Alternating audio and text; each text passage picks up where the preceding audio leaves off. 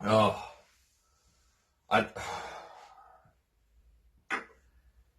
this football club, mate, this team. I,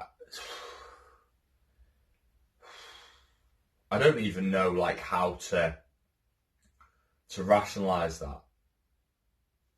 I've run out of things to say now.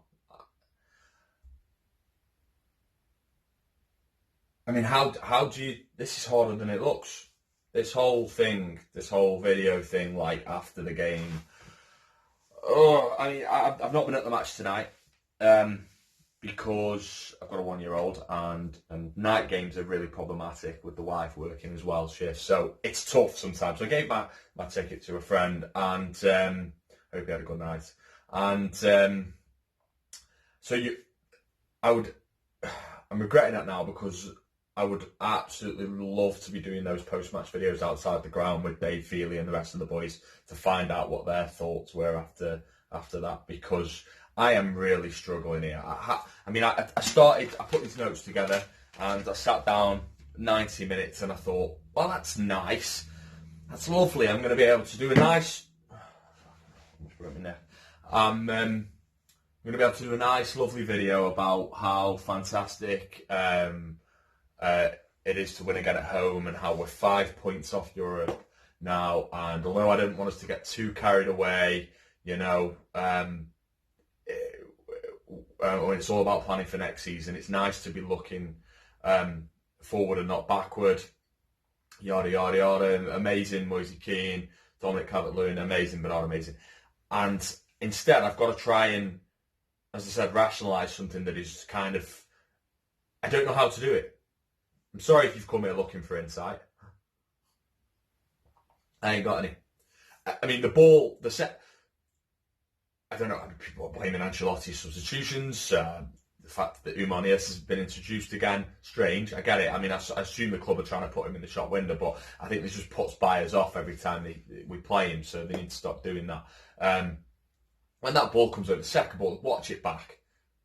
Tom Davies and Mason Holgate, I mean, look, Mason Holgate is light years ahead of probably where he should be, and it's turning into a terrific centre-half for us, the best centre-half that we have maybe now.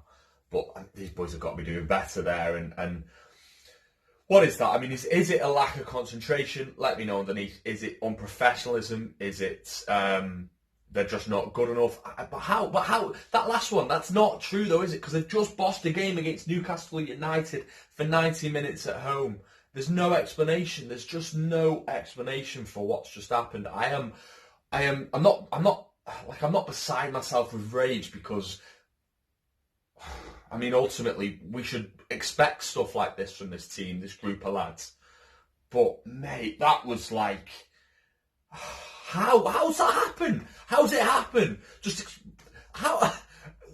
We just cruised the game for 90. We've been in control of the game, you know. I had written down here Delph and Morgan Schneidlin, you know, two lads that have been much maligned over the last couple of weeks. Were terrific tonight in the transition. I think a lot started from Delph, especially.